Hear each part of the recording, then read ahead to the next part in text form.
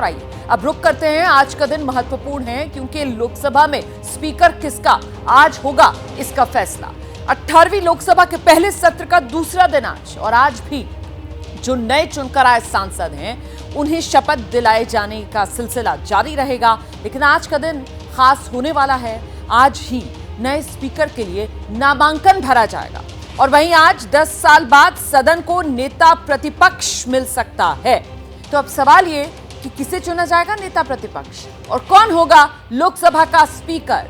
इस वक्त सूत्र ये बड़ी जानकारी दे रहे हैं कि ओम बिरला एक बार फिर से लोकसभा स्पीकर बनाए जा सकते हैं। ये इस वक्त की बड़ी खबर हम आपको बता रहे हैं। 17वीं लोकसभा में भी ओम बिरला लोकसभा अध्यक्ष थे।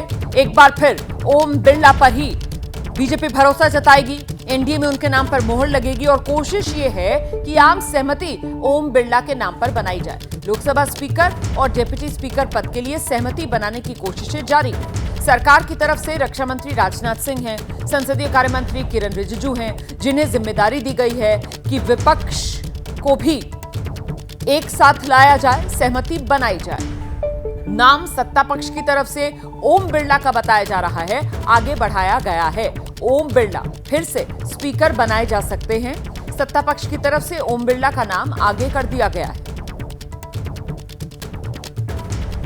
देखिए, सहमति बने स्पीकर के पद के लिए जरूरी यह है कि डिप्टी स्पीकर का पद जो है वो विपक्ष के हिस्से में आए, जिसकी मांग विपक्ष की तरफ से की जा रही है। तो आखिर क्या ये मुमकिन हो पाएगा, इसी को लेकर हमारी नजर है। इस बीच कुछ और जानकारी आपको देते हैं। स्पीकर पद की रेस में आज जो नाम फाइनल होगा उसमें कौन स्पीकर बन सकता है, नाम किस किस के चल रहे हैं, एक एक करके ये आपको बता देते हैं। एक तो ओम बिरला का नाम है जो पिछली लोकसभा में भी स्पीकर पद की जिम्मेदारी निभा चुके हैं। दूसरे राधा मोहन सिंह का नाम है, बिहार से आते हैं, बीजेपी के वरिष्ठ नेता हैं, पहले देश में कृषि मंत्री भी रह चुके हैं। इनके नाम पर भी चर्चा चल रही है। डी पुरंदेश्वरी का नाम भी इस रेस में लगातार बना हुआ है। आंध्र प्रदेश राजमुंद्री से जीत कर आई हैं और आंध्र प्रदेश में बीजेपी की प्रदेश अध्यक्ष हैं। वहीं भर्तृहरि महताब को आप देख रहे हैं। भर्तृहरि महताब जिन्हें प्रोटेम स्पीकर बनाया गया है, स्पीकर पद की रेस में भर्तृहरि महताब के नाम की भी चर्चा हो रही है।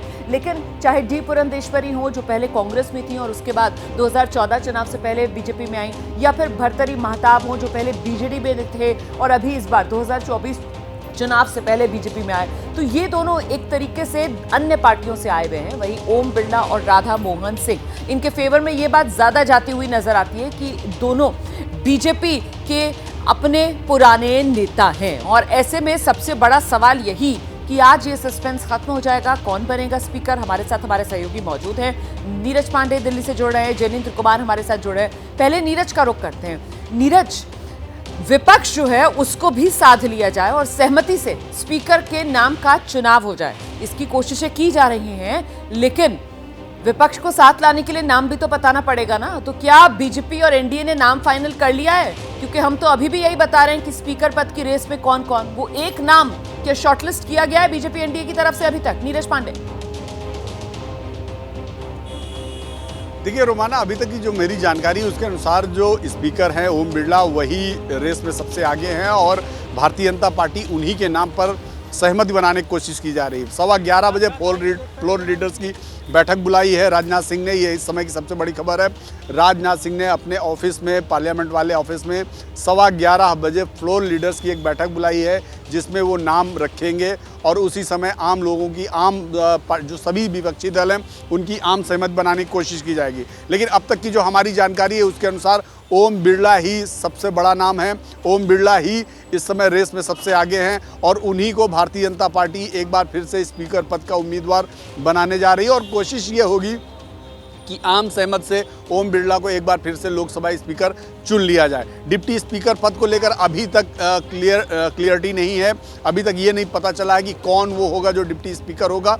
लेकिन ये भी माना जा रहा है, चूंकि पार्टी और सरकार की तरफ से राजनाथ सिंह और संसदीय कार्य मंत्री किरण रिजिजू, इन दोनों लोगों की जिम्मेदारी दी गई है कि आप विपक्षी दलों से बात करें, विपक्षी दलों की आम सहमति बनाने की कोशिश करें कि दोनों पदों पर भारतीय जनता पार्टी या एनडीए का उम्मीदवार हो जाए। डिप्टी स्पीकर पद भी एनडीए के पास सत्ता पक्ष रखना चाहता है, तो इसलिए आम सहमति बनाने की कोशिश है। अब जिस तरीके के तेवर नीरज विपक्ष की तरफ से दिखाए गए हैं, ऐसे में डिप्टी स्पीकर पद भी अगर विपक्ष के हिस्से में नहीं आएगा तो फिर तो ये मामला तकरार की तरफ ही आगे बढ़ेगा।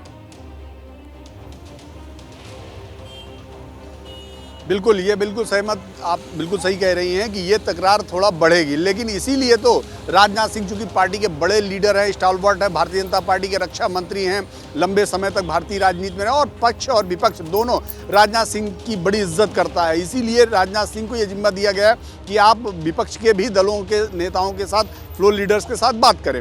और राजनाथ सिंह मेरे साथ आपने जो बड़ी खबर बताई है वही दोहरा देते हैं दर्शकों को। देखिए, जिस बात का जिक्र अभी नीरज पांडे कर रहे हैं कि साहब राजनाथ सिंह को यह जिम्मा दिया गया है कि वो सहमति बनाएं, और इसी को लेकर जैसा कि अभी नीरज पांडे ने बताया, हमें 11:15 बजे का समय तय किया गया है। जो फ्लोर लीडर्स हैं उनकी बैठक राजनाथ सिंह के ऑफिस में होनी है। हम एक बार फिर से जरा नीरज का रुख करते हैं। नीरज, ये एनडीए के फ्लोर लीडर्स की बैठक होनी है राजनाथ सिंह के ऑफिस में, या सभी दलों के जो फ्लोर लीडर्स हैं उनको बुलाया गया है? जरा क्लैरिटी दीजिए। देखिए, राजनाथ सिंह लोकसभा में उपनेता हैं, प्रधानमंत्री के बाद वही उपनेता के रूप में रहते हैं। जब प्रधानमंत्री नहीं रहते हैं तो सदन की जिम्मेदारी राजनाथ सिंह के ऊपर रहती है। राजनाथ सिंह बड़े लीडर हैं। राजनाथ सिंह को पार्टी ने जिम्मेदारी दी कि आप विपक्ष के सभी दलों के फ्लोर लीडर्स से बात करें और एक आम सहमत बनाने की कोशिश करें। मुझे लगता है इसीलिए हमें ये खबर ठीक करनी चाहिए। ये 11:15 बजे एनडीए नहीं बल्कि सभी दलों के जो फ्लोर लीडर्स हैं उनके नेताओं की बैठक बुलाई है राजनाथ सिंह ने। ये इस वक्त की बड़ी खबर है, क्योंकि राजनाथ सिंह को यह जिम्मेदारी सौंपी गई है कि सभी दलों के साथ सहमति बनाई जाए और ये जो पक्ष विपक्ष के बीच एक तकरार वाली स्थिति बनी हुई है इस पर विराम लगे और आम सहमति से, जैसा कि परंपरा रही है, स्पीकर का चुनाव पूर्ण किया जाए।